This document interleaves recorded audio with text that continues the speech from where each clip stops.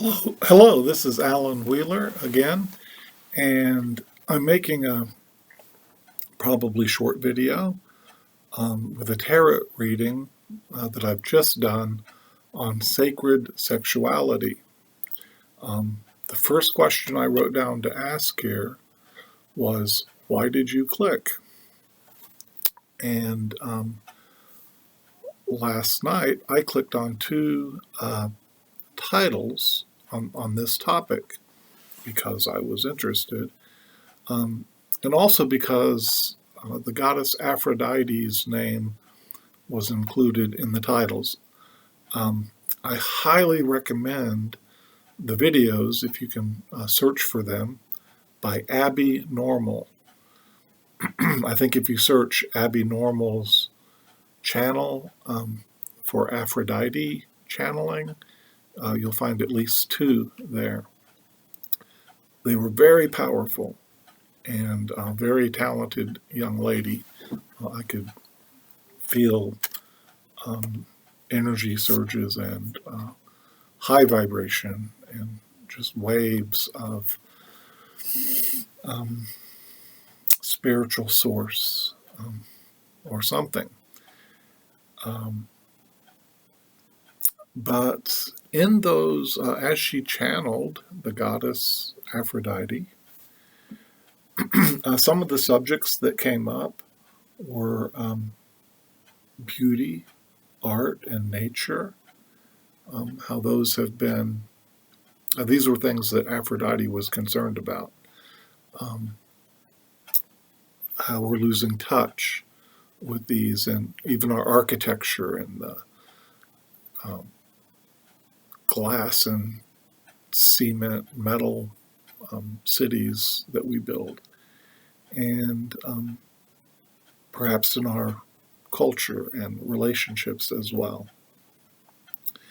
And one of the images she channeled from Aphrodite was of a basic bathroom and how the bathtub is functional, but usually not very beautiful and aesthetically pleasing and sensuous. And these were just some of the topics, and very, very interesting, very insightful how Aphrodite didn't seem to answer or pander to the lower interests there at all. Also, in one of the videos came up how we, body shaming and rejecting ourselves, rejecting others based on appearance, and very, very insightful. And the energy behind the words, very, very powerful, I felt. When I clicked, however, I thought, oh, maybe there'll be something about tantric practices, which I don't know, I've only heard about, and or I thought maybe the temple prostitutes. Again, I saw an article about a production that a woman put on, a dramatic production that brought in temple prostitution, saying that in ancient times it honored and empowered women, but that today, we don't understand. We can't really grasp what it once was, and it doesn't really fit with our modern culture. So I thought maybe, wow, maybe some of that mystery, some light would be shed on those mysteries, but even about the topics that came up, I still have many, many questions. As I thought about this driving to work, I thought, marriage is the attempt to make relationships sacred and to make sex sacred. Of course, the problem that came to mind is we have loveless marriages, and equally a problem, loveless sex. So very complex. So I thought, well, I'll do a tarot card reading on this subject to guide my thoughts and tap into that, maybe tap into that energy I was saturated in during watching those videos. I drew a rune and 3 tarot cards, and the rune that I drew from my bag of jade runes, but I've drawn it out here, is Nodhees. And it kind of looks like a cross in a way, but the meaning is need. What is needed? What is lacking? And I thought, well, what is lacking from sexuality? That it becomes not sacred. Perhaps this could be what the rune's addressing. Or I thought I'd just let the cards illuminate that. So I drew 3, and they were the 5 of Swords, the 3 of Pentacles, and the 5 of Wands. I fairly quickly realized there were 2 5s, which I guess that can mean the hands, and that's kind of a grasping idea, isn't it, that fits in with Nodhees, the reaching out, maybe, the empty-handedness, that sometimes the tarot 5s represent, and then the 3. But here were my thoughts after that. Oh, and also I noticed, after very little thinking, all the suits are represented except cups. What is missing? What is lacking? What is needed? Emotion, relationship. So that's soulless sexuality, isn't it? If you think about it that way. So this could be the shadow side in some of these cards. In the 5 of Swords, I usually read this as a zero-sum game, winners and losers. And here, if you look at it that way, if you turn sexuality into a kind of conquest from either side, male or female, there was a song, "Love is a Battlefield." So sex can be used as a weapon, I guess. But also we're familiar with the idea of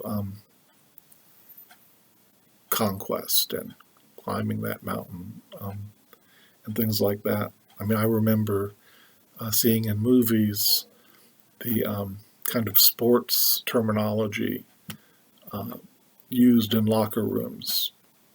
Well, I guess in real locker rooms as well when I was younger. And first base, second base, third base, and that kind of mentality isn't sacred, is it? And then the 3 of Pentacles, and here's the artisan. And in the YouTube videos I watched, that was a big topic that Aphrodite brought up, the creating beauty and the romance and aesthetically pleasing elements, the artistic creativity, and all those things we see here in the network going on here. Also, I think of the Three of Pentacles as the manifestation of the Empress in the physical realm, in the realm of practice or in the body. And so maybe in shadow, this is too much emphasis on just the physical, whether physical pleasure or physical appearance. Certainly a beautiful part in its place, but what is lacking and what is needed to make this sacred?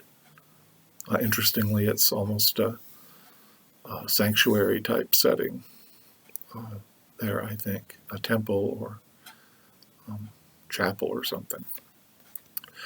Then the Five of Wands, and there I see competition, one-upmanship, and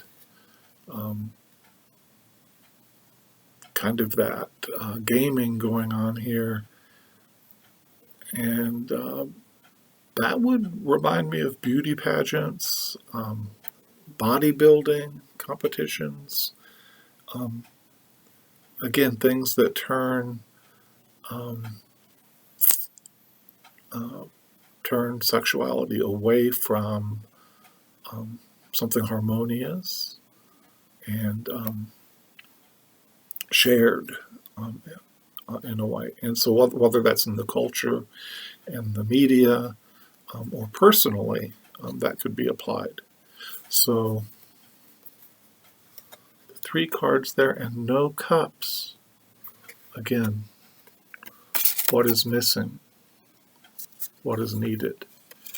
And I think in a way,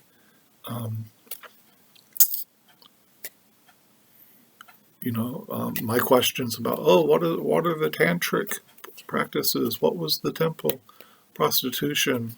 I mean, we can't even, until we straighten our own human sexuality out and find out how to make that sacred and good, how can we even climb to such heights as to ask those questions? Although I'm sure I'll click on the next title I see related and interested to find out what all that is about, what all that could mean. I think that's all. I think I've run myself out of notes and ideas on this issue. But I have added Aphrodite to my altar, and one of my favorite cards, the Empress in Tarot of Vampires, interestingly is Venus, which is the Roman update of Aphrodite, or the another face of that archetype. And so I hope she will reveal herself more and help me understand and bring healing where I can in this whole realm. Thank you for watching, and have a great day, night, whatever it is, whenever you watch. Take care.